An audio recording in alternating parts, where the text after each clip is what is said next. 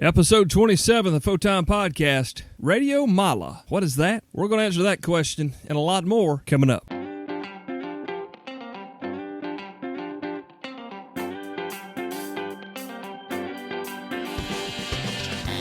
AmateurRadio15.com presents Photime, the other ham radio podcast, sponsored by Main Trading Company. Find them online at mtcradio.com. Now, here's your host, Cale Nelson, K4CDN. So it is episode 27. I'm still your host, K4CDN. My name is Cale, and this is Photime, the other ham radio podcast. We do it for the new guy here. We're not trained professionals. We're just here sharing with you our thoughts and our views as we progress to the grand and vast hobby of amateur radio. Got a great show coming up in just a couple of minutes, but first, of course, a hat tip to our friends Richard and Christy Lenore down at Paris, Texas at the Main Trading Company. You'll find them online at mtcradio.com. Richard sent me an email earlier last week letting me know about a big special he decided to do just for you, the Photime listener. So I'm hoping if you're in the market for a new HF rig or even a VHF UHF rig, you are following us on Facebook, Twitter, and the website, keeping up with the downloads as the show progresses, because we gave you the opportunity to save some serious funds with MTC Radio and mtcradio.com. So thank you, Richard, for giving us that opportunity. We're going to have Richard on the show here. We got to bring him on. Can you imagine how much fun that's going to be? My South Carolina accent and Richard's Texas accent. The poor folks from the upper Midwest and the upper Northwest, we'll have to have some sort of transcription service take the episode down. They'll never understand what we're saying. But anyway, if you're needing gear and you want to buy it from some really great folks, check them out, mtcradio.com. And again, Richard, thank you for that big coupon code for the Photime listeners. I hope some folks took advantage of it, because that was a tremendous, tremendous savings. All right, so this is episode 27, and our buddy George Zaropoulos out from the Bayonet Group in the San Francisco Bay Area. You know, those guys are awesome. I mean, really, George has been on the program a few times, a handful of times, and he also helped give Jeremy a home base out there at Dayton a few weeks ago and hanging out with Nick. The generosity of those people from the Bayonet Group is just tremendous, and I'm going to share some more generosity from the Bayonet folks with you here in just a moment. We're going to have David and Suresh come on and talk to us about Radio-Nepal, and I'm not going to take any of their thunder, but this is going to just continue to show how there's more than just innovation coming from our compatriots in amateur radio. The level of compassion we're going to share with you here in just a few moments is outstanding, and I think you're going to really dig it. So we've got David and Suresh coming up here. David's call is Whiskey 6 Delta Tango Whiskey, and Suresh's call is Whiskey 6 Kilo Tango Mike. And let's bring them on right now. We're going to drop us right into the conversation here on episode number 27 of the Photime Podcast.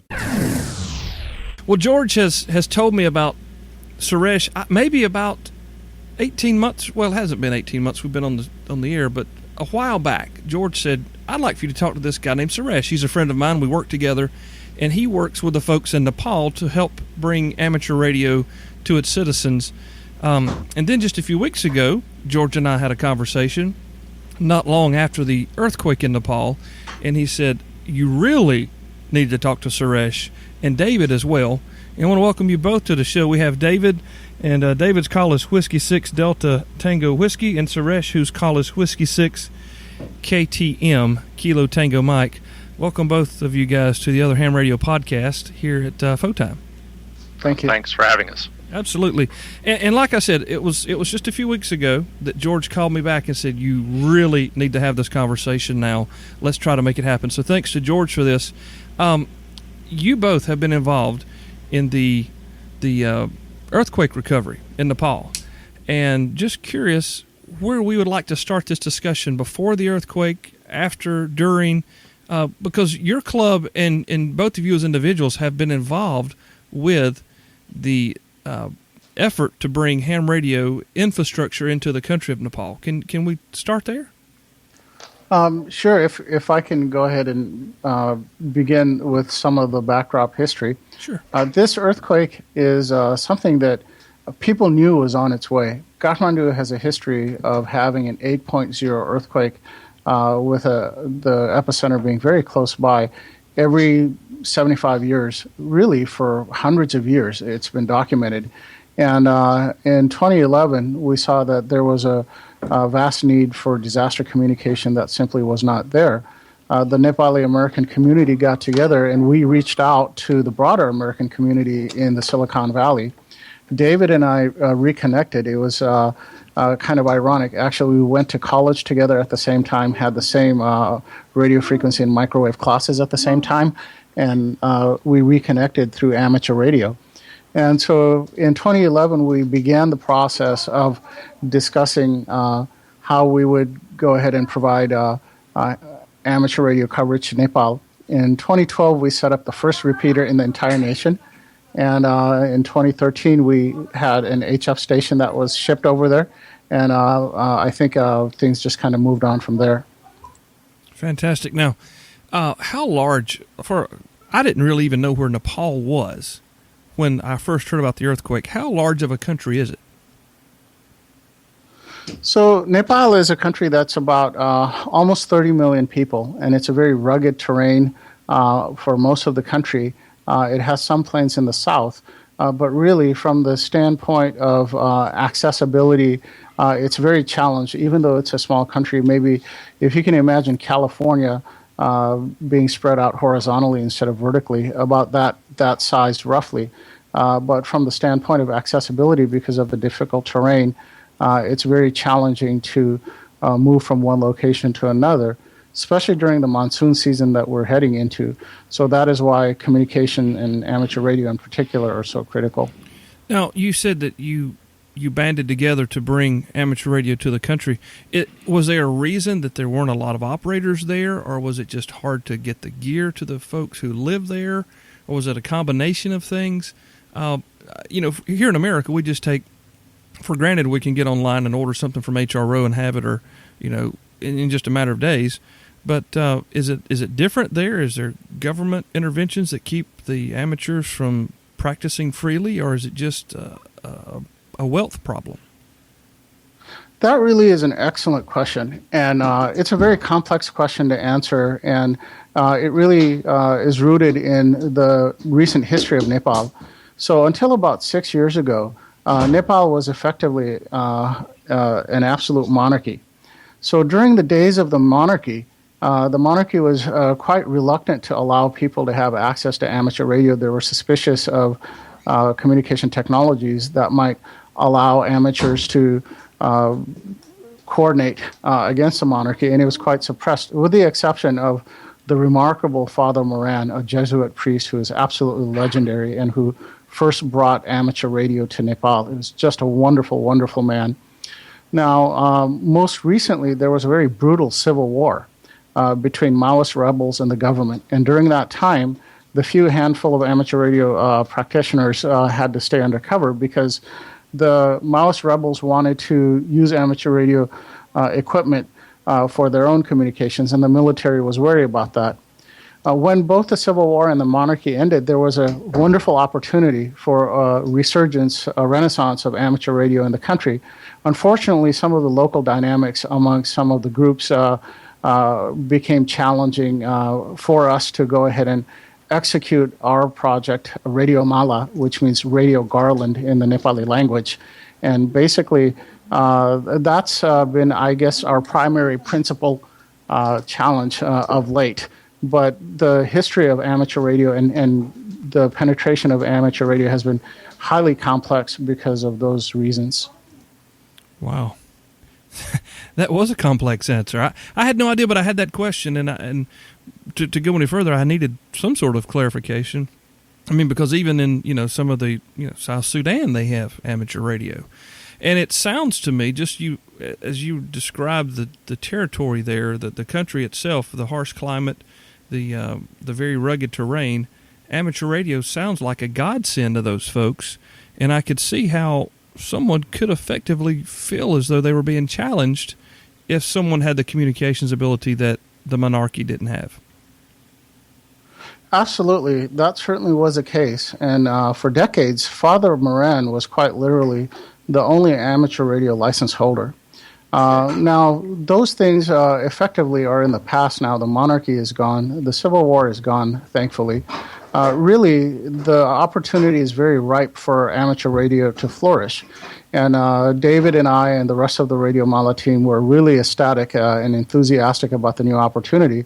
What we didn't anticipate was some of the local challenges between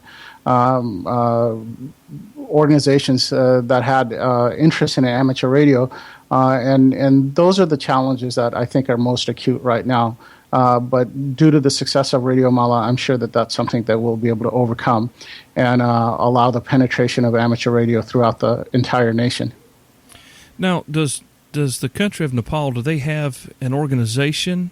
When you say these organizations, is there something like the ARRL there, or is it just different subgroups of the communities that are trying to display their power here regarding the influx of amateur radio? Presently, there is no international or amateur radio union or IARU member society from Nepal. Now, you have to keep this in context. In about 3 years ago, the grand total of all licensed amateur radio operators was on the order of 5. And you would think with that small number and a growing population that people would be able to go ahead and work together, resolve any differences, and move forward for the benefit of the nation as a whole. And to a certain extent, they did. At the time we installed our first repeater, that was the number of legally licensed operators. And then subsequently, as the number of operators grew roughly to about 100 in the entire nation, nearly all of them in Kathmandu, I believe all of them in Kathmandu, the capital city, some of these other dynamics started coming into place. But as I said, I'm sure that these are things that over time will be overcome, especially with the success that we've had recently following the earthquake. Yeah, and let's talk about that a little bit, David. You and Suresh went to school together and spent some time together and reformed a connection between yourselves through amateur radio there in California. Where did this idea of helping the folks in Kathmandu with their amateur radio problems, how did that get birthed? Where did that come from? Well, it's really Suresh's vision on this. Being of Nepali descent, he has the connection and the passion to make this happen for the country of his birth. He's relocated to the Silicon Valley, but he remains Nepali at heart. For me personally, I had done some work with the country of Egypt in their struggles to bring amateur radio. The challenges that Egypt had were a little similar to what Nepal is going through right now, which is oftentimes the smaller countries, as they evolve into amateur radio, there are struggles for control. I mean, we look back at the history of, say, the ARRL, and we don't see the struggles that I think they went through in the beginning. I mean, we think of the old man Hiram Percy Maxim bringing the ARRL to the fore, and there was a lot of, if you look into that story, there's a lot of infighting that occurred as to who was going to be in charge. Unfortunately, I guess every country must go through this when it happens. Having gone through that with Egypt, we're now seeing that occurring in Nepal as well, that there are people in the country who want to keep this for themselves. One thing that we as Westerners don't realize is that in, say, cultures like India and Nepal, that there for many years there was a caste system. I mean, the society was based upon the notion that some people are more equal than others and some people have more power just by birthright. And when you try to bring a very democratized system like amateur radio into a country where, from a cultural perspective, it may not even be socially acceptable for one person to talk to another person because of their place in the caste system. And the caste system is not legally part of Nepal, but it is still socially part of Nepal. So one of the things that we have been seeing is that the people who have wanted to control this have been sort of acting in a very elitist fashion and not allowing everybody in Nepal to have access to this thing that you and I take for granted as American citizens. That, in America, we're highly democratic, we're highly egalitarian. Everybody is allowed to get on amateur radio regardless of who you are, where you were born, how much money you have. And so one of the challenges that we were facing in the beginning was, how do we work through this? So from my perspective, it was kind of applying some of the things that I learned working with the people of Egypt and applying that to the Nepal challenge. It's got a lot to do with personal liberty that a lot of us here take very much for granted, I would imagine. It does, absolutely. I mean, we don't we don't get on the air and ask someone what their social status is or their what their family name is before we start talking to them.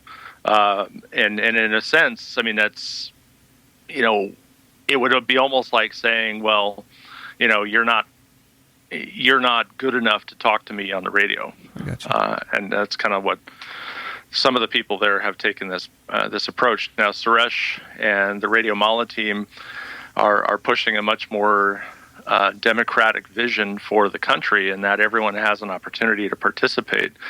And Dr. Sanjeev Pandey from Tribhuvan University has been one of the key players in making that happen. 9N1SP has been moving this vision forward in Nepal under the guidance and the vision of Suresh. May I add something to that? This is a very important point that David has raised. And, this is really true with regards to the access of amateur radio. And let me give an example, actually, of how this has played out in our experience. So in 2012, we installed the first dual-band UHF-VHF repeater in the nation's history. And our goal was to go ahead and provide relatively affordable handsets to everyone so that they could have an entry point.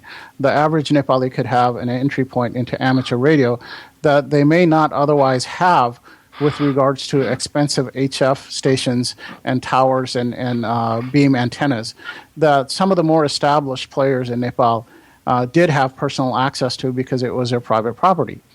Now, we went ahead and established the repeater in 2012. Shortly, we held an MCOM drill in which we had volunteers stationed at multiple hospitals within the Kathmandu Valley. And it was a very successful drill. The repeater was functional. Very mysteriously, only a few months later, we found that this repeater was made illegal to use by novice hams. So if you can imagine, UHF and VHF frequencies are universally accessible to novice hams internationally almost everywhere. But in Nepal, for whatever reason, the establishment players had altered the licensing regulations without public discussion so that UHF and VHF would actually be accessible only to the highest level. The equivalent would be our extra class amateur radio operators here. So this made no sense at all. Dr. Pandey led a community coalition consisting of multiple groups, and this was overturned after petitioning the government, the Ministry of Information and Communication specifically. So this is an established history that's gone on for many years. This took place in 2013.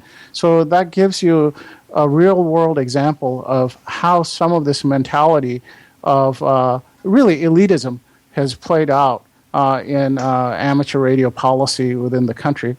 Now, if I could add one more part to that. Sure. Radio-Mala is, David is correct, I definitely have strong feelings and passions towards the country of my birth, but really the country of my choice is America, is the United States. And Radio-Mala is as much an American effort as it is a Nepali effort. It could not have gotten off the ground without the broad support of the broad American community. People like David Witkowski, Rick Santina, WE6IFA, so many other people throughout this nation who gave advice and who gave their own money to make this project successful and move forward. And that's one of the reasons that many institutions globally, including the State Department, are studying the success of Radio Mala so that maybe it can be replicated in other nations throughout the world. This is far more than a no-coded ham discussion between who is the greater operator, whether they have a coded license or a no-code license. I mean, this is going back to the caste system. A few weeks ago, we had Fritz Nitsch, who was the eldest amateur radio operator in my county. He's almost 96 years old, and he was a World War II vet and trained radio operators in CW for World War II. And he talked about the caste system because he was from Germany. His family was from Germany. He said, I came up, and my father had a high school education, and that was all that was ever expected of me. And, I heard that. But hearing it again, it's, I've lived my entire 41 years in these United States of America and enjoyed the freedoms and liberties that were given. And I didn't have that weight put upon me as this is as far as you're expected to go, or you don't have the right last name to go there or something. We all pretty much have the same opportunities. But to hear you guys describe that and discuss that, it brings an even greater sense of responsibility to me as a citizen of this nation and an amateur to continue to reach out and help folks who don't have those freedoms that we just so take so lightly and for granted in something as insignificant as an amateur radio hobby. But I can see how this hobby and Radio Mala working together can really affect some great change for those folks in Nepal. And I think that's where your passion lies. To me, it seems is that you've tasted this freedom, this rich liberty that we enjoy here, and you see how one simple thing, or at least it appears this way, something as simple as amateur radio and open it up to everyone that's interested, how that could change and affect the future of that nation. And to me, that's very exciting. You guys are doing a lot more than it appears from the outside. Thank you. Thank you. Absolutely, that is true. This is about amateur radio. This is about technology. But really, the themes that we've talked about are far more profound and important for society. And amateur radio is a part of society in that way.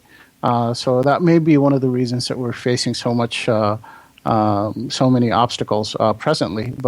But surely we will overcome them as time marches on. Visit mtcradio.com today, a great one-stop mom-and-pop shop for everything ham radio. Radios, antennas, power supplies, wire and cable, books and training materials, microphones, headsets, and accessories. Find popular brands like MFJ, Heil Sound, Jetstream, LDG, Alinco, Comet, Texas Bugcatcher, Radio Waves, and more. mtcradio.com, an authorized Kenwood and ICOM dealer. mtcradio.com. I'm curious about Radio Mala and the repeater system that you guys sent over there. Suresh, did you take? I know that you traveled there in 2012. Did you take that repeater system with you, or was it there waiting for you, or did that come after you had been there? You had told me before we went on the air that in 2012 or 2011, 2012, you were there for the drill I think that you just mentioned a moment ago with the U.S. Navy and the Pacific Command for just the event that just happened here in this past April. Was that about the same time? Did you have the repeater when you were there? So there are two repeaters in Nepal that are operational right now. One was installed in 2012, and we in the Radio Mala team raised money and donated it, and one of our volunteers, Rob Rowland, NZ6J, installed it at one of the 8.0 earthquake-proof buildings. And subsequently, we actually shipped an HF station, an Elecraft K3 to Dr. Sanjeev Pandey, 9 November 1 Sierra Papa, at Tribhuvan University. This was in early 2014. Now, in August of last year, 2014, I traveled there to participate in an exercise that was sponsored by the U.S. Pacific Command called Pacific Endeavor, which essentially was a dress rehearsal for this actual event. And in that, Dr. Pandey participated as well. We tried at that time to go ahead and have our VHF repeater installed so that it could partake in that exercise. But the customs process and the licensing processes were so unwieldy. And there was, as we discussed before, much tension, quite frankly, within the amateur radio community that it became difficult. We did ship half of the repeater equipment in 2014. The other half we shipped in March of this year. And it was actually sitting in customs during the day that the first earthquake struck. Dr. Pandey went and was able to successfully retrieve the equipment from customs. And only last week, I believe May 21st, he actually was able to successfully make the repeater operational. So one of the things during the installation process itself, he and his team were actually interrupted by the 7.3 Richter scale aftershocks. So if you can imagine, they were on a building about, I believe, 4 to 5 stories high in the city of Kathmandu, heavily earthquake prone, and there was a 7.3 aftershock, and they literally had their hands on amateur radio gear. We have photos that they were actually shooting as they were installing the gear. They had to literally drop everything and run for their lives. Wow. And that was approximately a month or 4 days less than a month from the initial. What was it? Was it 7.8 there on the 25th of April? Yes, it was 7.8. I think it might have been a little bit closer in time than that. Okay. But in any case, it was the most significant aftershock since then. So not having a VHF repeater, which has many benefits, Dr. Pandey and his team desperately wanted to put it get the repeater operational. And during their initial attempts, they had to flee for their lives. They came back and finished the job, and now the repeater is fully operational. So it's set in pieces in customs. Now, was there just a problem, just the infighting was keeping it in customs, or was there something else that was preventing it from getting out and getting on the air? Now, the customs process itself is quite complex for nearly anything in Nepal. That's quite normal. However, the infighting that had taken place for so many years, really since the installation of the first repeater, certainly didn't help, because the government was placed in a situation by some people who thought that it was really their natural right to be the leaders of amateur radio, to be excessively concerned about procedure and details rather than democratizing the system overall.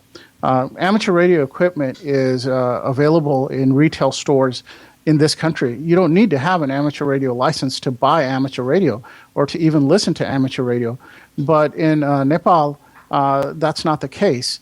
And people who have strong connections, who are very well connected, who are widely known in society, who are senior members of the society, certainly do hold a lot of persuasion. And this type of infighting that had taken place, in particular from the side of the established incumbent group, if you will, that made the government nervous. And the government essentially was compelled to take more time than it may have been comfortable in processing some of these issues with regards to customs. We're seeing somewhat of a change in that, I should add. Dr. Pandey personally contacted the Minister of Communication, Information and Communication himself, the Honorable Minendra Rizal. The minister, his office contacted Dr. Pandey personally. One day after that communication took place, the repeater was released. So hopefully this is something that portends a much more healthy customs process, especially in light of this tragedy and the impending monsoons that will require more communication systems in Nepal. Now, we're gearheads. Sometimes I guess we could be considered here on the program. And I know if I don't ask the question, I'll be asked later. So what type of repeater did you guys install there? Or what did you send over for the gearhead questions? So the technology that we used was to essentially replicate the bayonet repeater system that we have here in the San Francisco area. Bayonet was designed to be a wide area linked system, and if you look at the geography of the Kathmandu Valley, which is a lowland area that's surrounded by high peaks, it's interesting that it actually is very much like the San Francisco Bay Area. So there's a similarity in geographies. And the technology that we used was to use the Sierra Radio Systems controller and Motorola CDM mobiles, which were purchased off of eBay. And that's what we use for bayonet.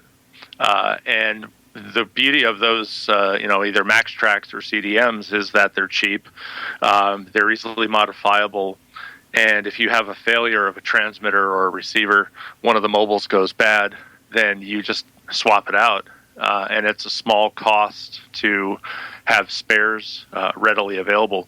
A lot of times you don't want to be up on a mountaintop trying to troubleshoot a circuit board, so you can black box it, swap the modules out, and then bring the radio back down and repair it on a bench, and then put that back in your spare pile. The linking technology that we use is similar, and again, it all cores on the Sierra Radio Systems repeater controller. That is that for lack of a better term, that is really cool to make it so simple. And I know George in the Sierra Radio System, he's explained that to me to the best that my limited understanding can handle. And I love the technology there. But to use the surplus Motorola rigs, I mean, guys do that with GMRS repeaters and, go deer hunting in Texas with them. But I never thought that you would be running infrastructure. It's so simple. It really fits with our theme here to keep it simple, Cale. So... Well, if you think about how we would typically build a repeater system, I mean, you're going to say, okay, I've got a surplus Motorola MSF 5000 or something that I'm going to repurpose. Well, that's all well and good, but remember that a lot of the the higher areas around Nepal don't have roads going to them. So, I mean, I have the luxury here in the San Francisco Bay Area of being able to drive right up to the bayonet repeater sites, open up the back of a truck, pull whatever I want out of it, haul it into the building. Well, in Nepal, if you're going to put a repeater system up, you're probably stuffing everything into a backpack and getting your walking sticks out, because you got to be able to trek up to it. So building something that required, a sort of commercial, Part 90 class infrastructure just wasn't going to work. And it's important to remember that from a cost perspective, our expectations of what's inexpensive here in the United States are very different. Going back to the story that Suresh was telling about getting the equipment out of customs, there was a customs fee that had to be paid when that equipment was released. It was, I believe it was $80 US. And you say, well, $80 is a little painful, but I can probably swing that. But then you have to remember that the average monthly salary for a Nepali is about $100. Wow. So that would be equivalent to me in the San Francisco Bay Area saying that I had to pay a customs fee of $10,000, and a month's salary for a typical resident of the Silicon Valley, and that that's pretty painful. So if you're going to say, well, I'm going to buy a Max Track off of eBay for $50, well, that's a half month's salary. Mm-hmm. So we wanted to make the system as inexpensive as possible. It's just, going with the surplus repurposed equipment was the best option from a weight, size, accessibility perspective, and monetary as well. Now, I know that the bayonet system primarily is UHF, and one of the primary reasons you guys went that direction was because the VHF frequencies were taken. Plus, it works good in mountains. Is the Nepali system, is it UHF and or VHF, or how did you guys work that out? there's a crossband repeater. The first repeater that was installed was crossband, and then that was also a monetary consideration because, of course, a crossband repeater doesn't require cavity duplexers and a lot of copper. Of course, when you look at a repeater system, what's the most expensive thing? Right. Well, it's those big copper cans, right? Because metal's expensive and radios are cheap. So, the system that they have, the one that we funded, the second repeater, is a VHF system. And so it is a more traditional single band repeater. But that was because we were able to, through the generosity of people in San Francisco and frankly around the United States who contributed to Radio Mala, we were able to afford those cavity duplexers that we needed to make that happen. Let's talk about Radio Mala for just a moment. When I type Radio Mala into the DuckDuckGo search here, I'm getting hits on all different things. It looks like there's social media connections there. You guys want to go ahead and just toss that in here real quick? I'm sure we'll do it again at the end, but to make sure we don't miss it, where can we find information about Radio Mala on the internet? Sure. The best place to go is the GNPN website. So the organization that we helped found, a 501c3 U.S.-based organization, is called Global Nepali Professional Networks, GNPN. And if you go ahead to this following website, gnpn.org/radio-mala, MALA, so that's Golf November Papa November /radio-Mike Alpha Lima Alpha. All of the information with regards to the history of Radio Mala, what we've been able to do during the earthquake, as well as all of our social media sites will all be listed there. Fabulous. And we'll put that in the show notes as well. I didn't want to miss that, and it's staring at me on the screen, so that was a good reminder. I'm taken by the generosity of the citizenry of the U.S. again, and growing up in the Deep South, as I have my entire life, generosity seems to be part and parcel for the folks around here. And I've been to California once. It was a wonderful trip, by the way. I was in Beverly Hills. I didn't make it to San Francisco, but I love the weather. The fact that there was no humidity, which seems like that's all we have right now around here. It was marvelous. But speaking with George and the Bayonet guys and watching the innovation come from there, that's been really neat. But to see the humanitarian effort regarding the folks in another country is really enlightening and very encouraging to me personally. Now, I know that just a few weeks ago there was I think it was a maker fair that you guys were involved in, and George kind of hinted something about that. And George, guys, the George I'm talking about is George Zaropoulos, who I probably just murdered his last name again, but he's been on the show many times, and folks know who George is. But he said you've got to ask him about the maker fair. David, you mentioned it right before we went on, so guys, fill me in. What did I miss at the maker fair? Well, the maker fair is a gathering of creative technologists that has occurred. This is our 10th year here. Was started here in the San Francisco Bay Area and has now gone out into the world. So they held maker fairs in various locations around the planet. I've been at the maker fair now, leading a project for 3 years, and have been attending the Maker Faire for 9. So I missed the first year, unfortunately. But the project that we decided to do this year sort of arose out of a sense of need and also of urgency. It was interesting how it all played out. I was actually just coming back from University of California on the day that the earthquake hit in Nepal, and I had planned on working that weekend on the plan for the Maker Faire.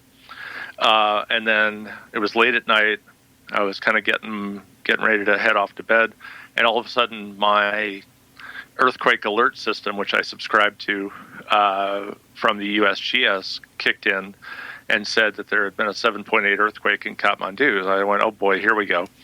So was up most of that night, as I'm sure Suresh was and everybody else, trying to figure out what our communications into the country were and getting some information passed. And then as that week went on, we were involved with trying to get the repeater out of customs and trying to figure out, how we were going to reach out to the world community to do fundraising and get some funding to help with what was happening. And then suddenly a week later, I realized that, well, the Maker Faire is just around the corner. Well, I've been so busy with this, I haven't even had a chance to think about it. So we decided to do what I rechristened our project and completely changed it, and we created a project that we called Antennas for Nepal. So the idea is that we have a number of areas of Nepal that are totally inaccessible, except for trekking in. So you have to hike in, and we're talking about the Himalayas. So we're talking about mountain passes that are 10,000, 11,000 feet, and then the valleys in between these mountains are where everybody lives. Well, there's really no way to build a communication system that works into those areas except for 40-meter or 80-meter near vertical incidence skywave or NVIS antennas. And of course, this is what the U.S. military is using in the mountains of Afghanistan, at Kandahar and such like that, where they're working each other on HF frequencies from valley to valley with extremely rough terrain. It's very similar to the topology that we have in Nepal. So the thought is okay, if we could get some 40-meter, 80-meter radios donated, and then we could build antennas for them that would be NVIS, vertical propagation, then these villages, if we can get some of the people in them licensed, and of course the cultural centers of these villages tend to be these monasteries, these Buddhist monasteries that are up in the Himalayas. If we can get, say, the lamas or the monks licensed, then we could have a communication system that worked up in the mountains.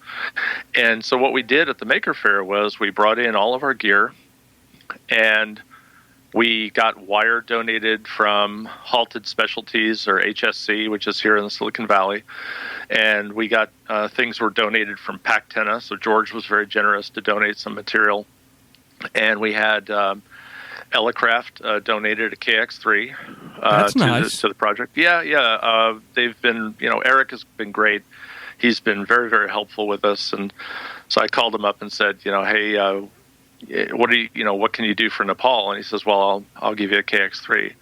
So we wanted it to be QRP, of course, because we in these villages don't often have electricity. So we needed something that would be able to run from a solar panel. And then at the Maker Faire, what we did was we invited the attendees to the Maker Faire. And it's important to remember that the Maker Faire is 130,000 people who all come together for 3 days in this expo center, this fairground in San Mateo. So it's an extremely active, exciting environment. And we invited attendees at the Maker Faire to come into our booth and spend an hour making an antenna for Nepal. And we showed them how to make a dipole. And what was amazing was not only that we had so many people coming in wanting to do this, but that a lot of people just said, I'd love to do this. I think what you're doing is great. I don't really have time to spend an hour here. So would you just please take this $20 bill from me and send it to the people of Nepal? So we collected quite a bit of money, which was donated to Radio-Mala. And we made some antennas, and we showed a lot of people, hey, this is what amateur radio is. Not in a sense of amateur radio as a hobby, but as amateur radio as a humanitarian effort. And so I think that was a really interesting way to look at it, and the outreach to people was great because they saw that there was value in this old school technology that goes back 100 years. A dipole antenna is the most simple antenna that you can make. And then we were able to get a lot of visibility for Radio Mala. I think a lot of people took flyers and went off and found us on social media, Facebook and Twitter, and all of our social presence. And then the makers, the Maker Fair organizers themselves, were kind enough to award us not one but 2 Editor's Choice Awards for our project. So we got 2 blue ribbons that are hanging on the wall above my station here in my shack. And I was invited to write an article for a Make magazine, which will be published later this year. And in fact, I just started working on that this week. And so they're asking us to tell our story to the maker community, which has been really fantastic. And I think it's a really great opportunity for us to show the world what amateur radio is. Not just as hey, this is a hobby that you should be involved with because it's fun to talk to people on the radio, but that there's a real human impact to amateur radio and what it can do in these sorts of relief efforts. Absolutely. Wow. No wonder George didn't want to tell me. He wanted you to tell me. That's amazing, guys. That had to be exciting. I mean, especially just coming shooting from the hip, for lack of a better term. That was just an inspired idea. That was marvelous. Yeah. Well, and I certainly couldn't have put it together without my team. I have to thank Barrick Dunn, K6BEZ. He was instrumental in keeping me sane as I was trying to juggle flaming torches and chainsaws as I was heading into the Maker Fair. I had no time to do any of this. So Mike Yamamoto, KI60ID, was also instrumental. He was the one who went to Halted to HSC and asked them for the donations of the wire and the coax. He was actually the one who led all the builds. So Mike was the one who was in the booth doing the yeoman's work of putting everyone through a build process for 3 days, getting these newbies, these people who had never touched a soldering iron in their life, and they go, okay, we're going to make a 40-meter dipole, and they're like, I don't know what that is, but I'm excited. Great, Now, which end of the soldering iron is the one I shouldn't touch? Yeah, don't touch the smoking end. Yeah, exactly. So they both were phenomenal, and I couldn't have done it without them. That is a marvelous tale. If nothing else, the humanitarian work right there is a marvelous expression of the generosity of this nation, and maybe not on a grand scale as a nation, but person to person, it's inspiring. Thank you. Go ahead. If I may add one thing to that, with regards to the generosity of this nation, in the country of Nepal today, there are a grand total of only two amateur radio repeaters in the entire nation of 32 million people. Both of those repeaters were donated by the generosity of the American people through Radio Mala. Now, it's a very complex question as to why that is the case when this nation funds literally hundreds of millions of dollars into nations like Nepal dedicated towards disaster risk mitigation. But that is a situation that we have. And that's something that's both noteworthy and maybe something that needs to be looked into at a later time once we're past the immediate crisis. But the only two repeaters in the entire nation were donated by the American people to the people of Nepal. Well, let me ask you real quick. I know that we can go to your website, but I've also heard that some of your friends there on the Bayonet group, they buy a Baofeng HT every week or month or so and ship it to Nepal. I mean, is what's the best way that if one of our listeners wants to help the effort, that they can help you, they can be a part of that? Yes, thank you. That's a very important question. The best way probably is to go to our website, and we have a donation tab that you can go ahead and donate whatever amount, whether it's modest or large. Even a small amount of money will go a large way in Nepal. You can also donate equipment that you may have. Wayne Ondowski, I believe, I forget Wayne's call, David. Maybe you might recall it. But a wonderful gentleman from Colorado actually donated an HF rig to Radio-Mala, and it's on its way there now. So the other way is to actually join our social media. If you're not in a position to go ahead and support us with an equipment donation or a funding donation, you can certainly go ahead and support us via social media. That is something that we desperately need. The more the word that gets out, the better it is for everyone in Nepal. Go ahead, David. And I wouldn't. Wayne's call sign, and Wayne was really fantastic during the response. He was one of the net controls for the 20-meter net that was established in the days after the quake. There was a lot of activity on 14.205 and 14.215. Amir Bazak from Israel was handling 14.205, but Wayne was on the resource net on 14.215, and his last name is Ordakowski. His call sign, November 0 United November. And he's just been great operating out of Colorado. And he was also one of the people who donated an HF rig out of his own shack. Just sent me an HF rig in UPS and said, "Here, this is for Nepal." So that's awesome. He's really done a great work. So he and Amir I can't even think of how many hours they were on the air trying to keep communications going. And not only that, but just rallying the United States community. A lot of people wanting to help, and they just were on the air practically full time for a week, making calls for people to say, "Hey, if you want to donate, if you want to help out, let us know, contact us." He was alternating between email, HF, and Facebook for most of that time that he was doing that response. It's amazing. I meant to go back and ask this question a moment ago, so I've got to rewind just a sec. But the repeaters and the sparse locations of both of them, are they solar powered themselves, or are they operated through the mains there? The two repeaters you have up. So go ahead.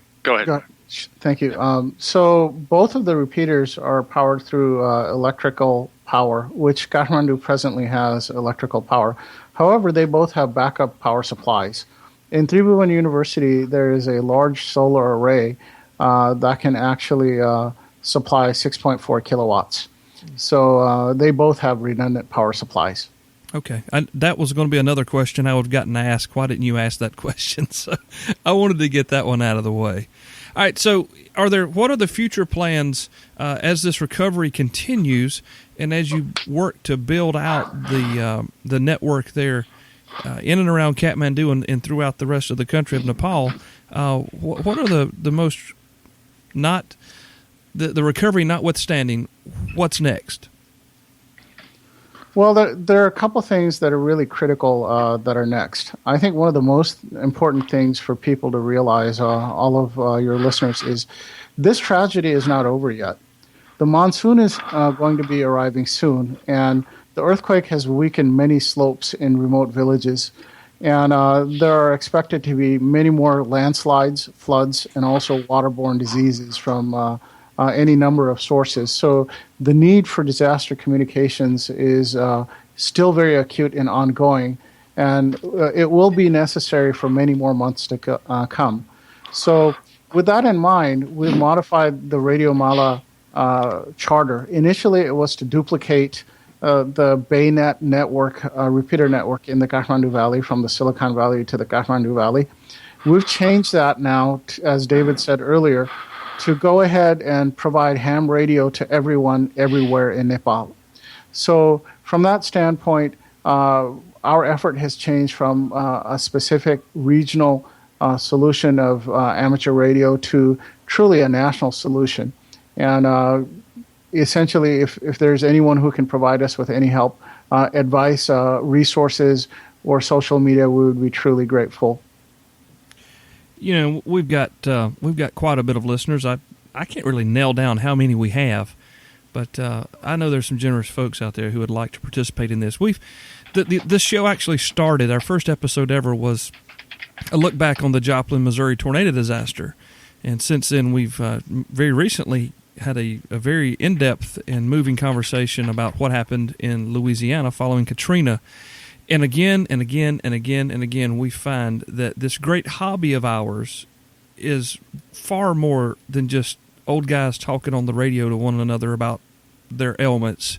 It is a real living, breathing entity that can help folks. Humanitarian, it's so vast, it's so large.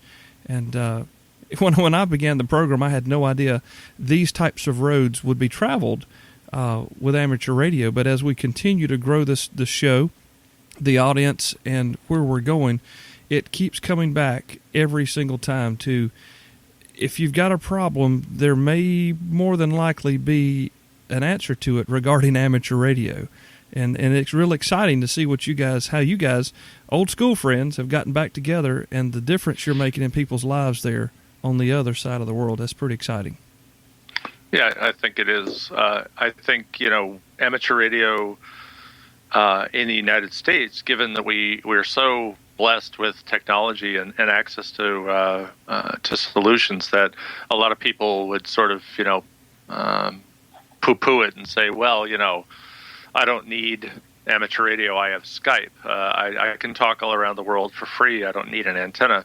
But when you look at these emerging economies around the world, you look at these countries that are still trying to either keep up with or get into the 21st century, amateur radio actually plays a significant role, just like it played a role in the 20th century in the United States, where, we had phone patches before people had cell phone. Mm-hmm. We had PSK 31 before people had text messaging. We had a lot of stuff that people didn't have for years until it became commercial mainstream technology. And in places where there is no electricity, in the places where people are still living in buildings that are made out of piled stone, and you could say, well, how are you going to keep those people connected with the rest of the world? And as it turns out, amateur radio provides a great opportunity. Each of these villages that's up in the Himalayas has, they may have resources. So say they may have extra, maybe one village has extra rice, and another village may have some extra blankets or some extra wheat. Well, how do they trade with villages in adjoining valleys if they don't know that those excesses or needs are there? My vision in Radio Mala is to see amateur radio become a way for these people to communicate, not only from a medical or emergency need response, but also to help them communicate about resources. Hey, we need some rice over here. Oh yeah, we've got some extra rice. Okay, well, let's meet on Tuesday. And I think that that's really an area where amateur radio can provide a huge benefit to emerging economies and in connecting people together who currently are not connected. We tend to forget something like that, how simple that is. With, like you said, all the technology we're afforded here. We're communicating over the entire stretch of the country via a internet patch from my $139 smartphone. It's amazing. It just floors me. But at the same time, if we worked hard enough, we could probably make a nice HF connection as well.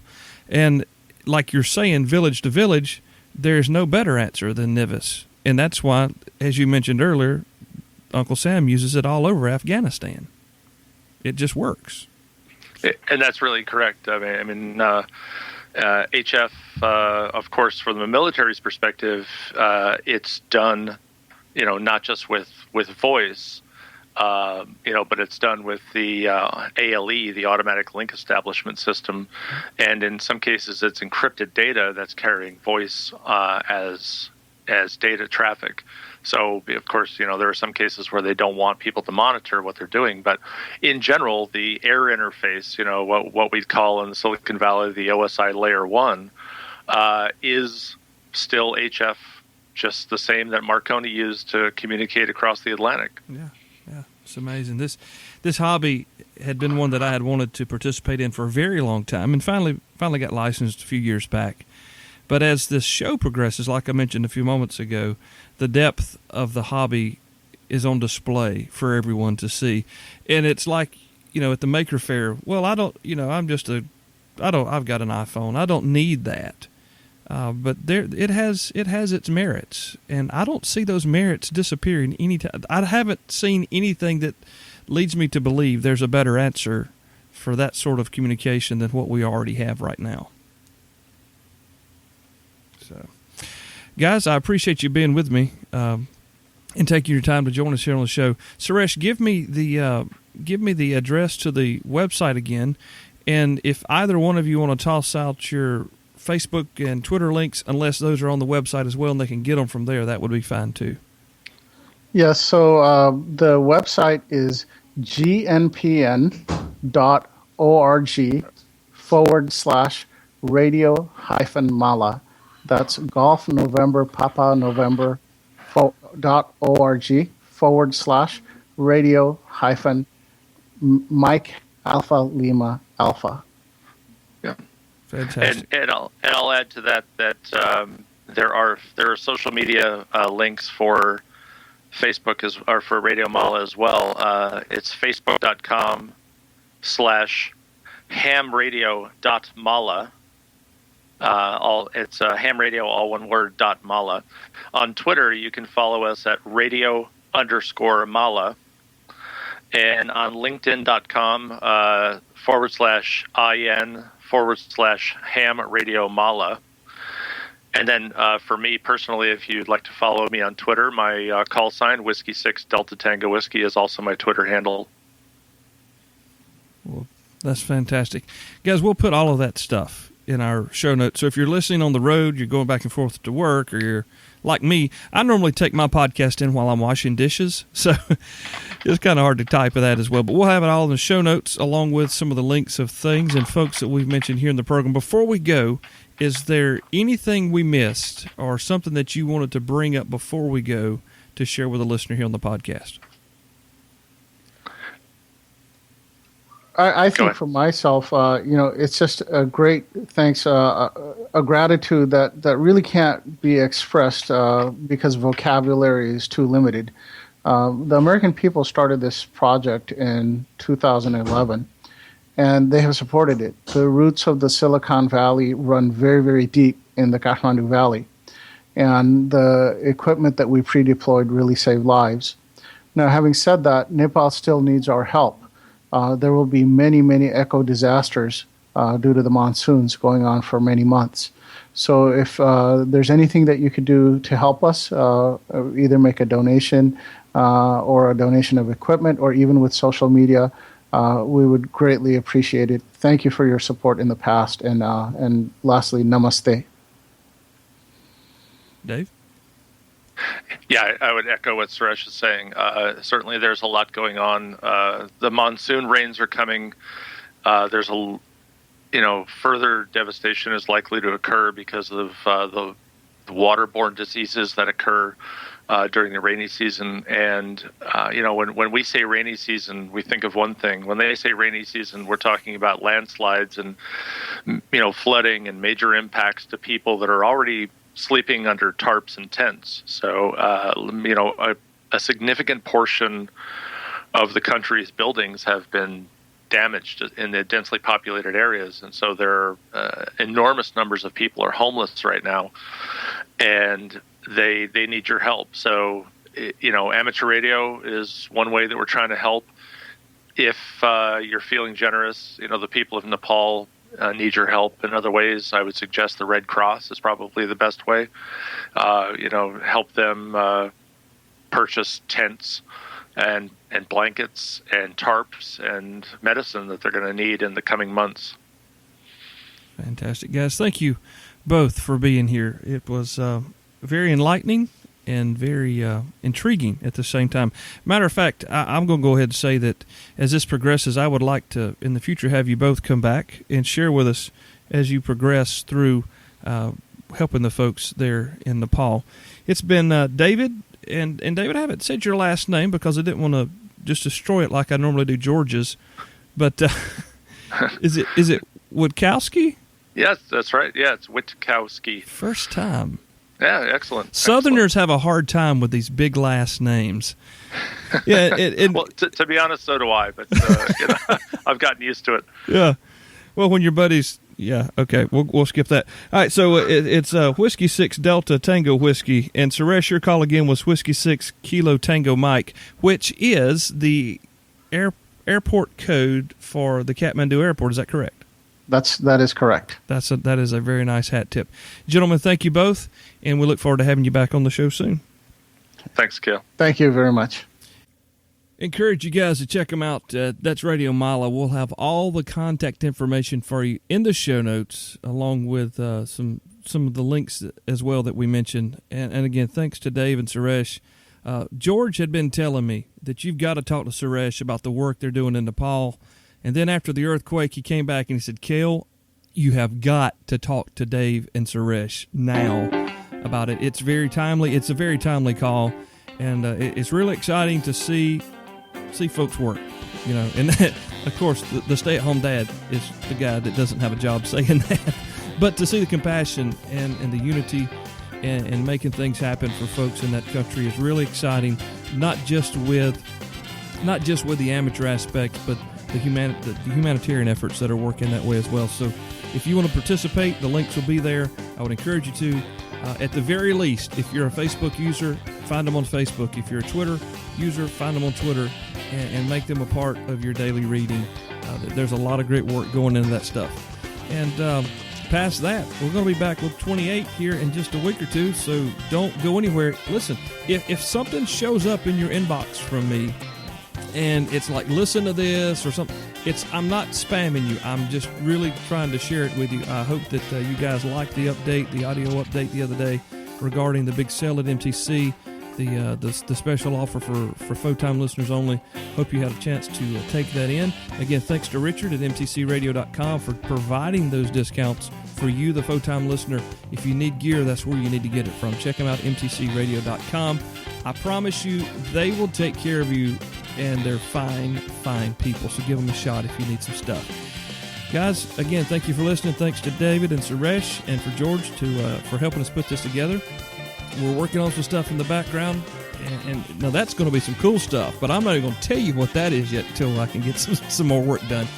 But continue to hang out here with us. We're going to continue to work and bring great stuff to you, and we'll see you in a couple of weeks. God bless you guys. Thank you so much for listening. Tell your buddies about the show. If you like it, leave us a 5-star review on your favorite listening location.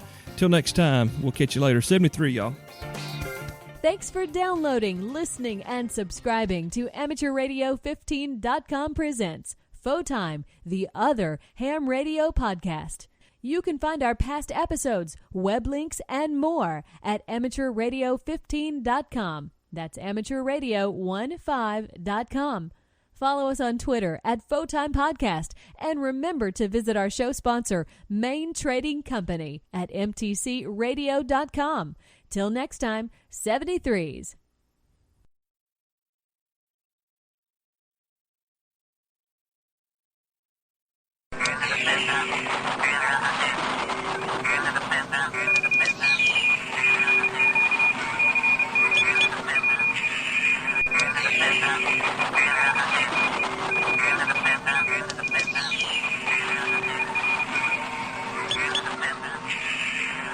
So I'm left to wonder why you're still listening. Yeah, I had this idea. This is not an original idea, but thank you for sticking around if you're here. Now, I have a really hard time remembering to do everything I want to do on the program, and that's probably just Kill's fault. I should make lists and notes, and I'm just not that dude, so sometimes I don't get that kind of stuff done. But I do know that I've been falling very short in thanking you for listening to the Photime Podcast, participating, commenting on posts. You know you can do that, right? You can comment on the episode on the website. Yeah, it's right there at the top under the title. There it says comment. You can click that, enter a little bit of information, and put a comment on the show if you guys want to have some narrative, have some communications. going back and forth with maybe me or somebody else that was on the program or whatever, that's there. And secondly, I haven't told you that a lot. And secondly, I haven't been saying thank you enough for listening to the program. Actually, that's firstly. I said that first. But anyway, I do want to say thank you. Because if you aren't listening, then I can talk to myself. But thank you for being an audience and participating with me in this thing. And I know that I was doing pretty good for a little while, keeping up with new followers and whatnot. And you guys kind of inundated me, and I got way behind. So just some shout-outs, okay? I got Alex, who is Kilo Foxtrot 5, Romeo Papa Bravo. I've got Michael, David, who is Mary Whiskey 0, Uniform Alpha Alpha. Kevin Trotman here. He is November 5, Papa Romeo Echo. Jared Easley, Derek Curry, John Pittman, November Juliet 7 Lima. Let's see, Matthew N3 QEH, Andrew Berger, Kilo Bravo 3, Whiskey Uniform Alpha, Yankee Bravo 0, Oscar Victor Charlie, that's Buddy. Hey, thanks, Buddy, for listening. Tony Coleman, Echo Alpha 3, Golf Charlie Tango, Randy Upchurch, who is November 4, November Oscar Mary, Ron, who is W4RDM, thanks for listening. Kyle, so we got Ron, John, Michael, we got Chris, who is Mary 6, Mary Kilo Fox. We got Nick. We got Harm. I mean, guys, you guys are just covering me up, and I really appreciate it. Dave Gruder, Josh Sanderson, Lima Yankee 2, Bravo Oscar Sierra. And it looks like Valentinas. So I'm sorry if I didn't say that correctly, but thank you for listening. Man, let's see. Here's India Z5. I just said Z is Z. I've never... Okay, so I've got another Z friend now. India Z5. Let's see. India Z5 Alpha X-Ray Bravo. Thank you for listening. Jason Bennett, KM4KDL. Congratulations, Jason Ader, on your new license. That's a fairly new call. I always like to bring that out. Let's see here. We got Lewis, who is Lima Uniform 4 Hotel Kilo. We've got a Kilo Charlie 9 Delta Hotel Romeo. I mean, guys, y'all are just covering me up. Peter Wagstaff, thank you. Richard, Kilo Golf 5 Delta Delta X-Ray, KB1 Y Delta Mary. We've got Victor. Oh, man. Jimmy, who is Zulu Bravo 2 Bravo Lima. Raymond J. Wayne Lindgren. I don't want to forget anybody. I'm going way down the list here. Golf Whiskey 1. Juliet Fox. Victor. We have November 3 Delta Z Hotel.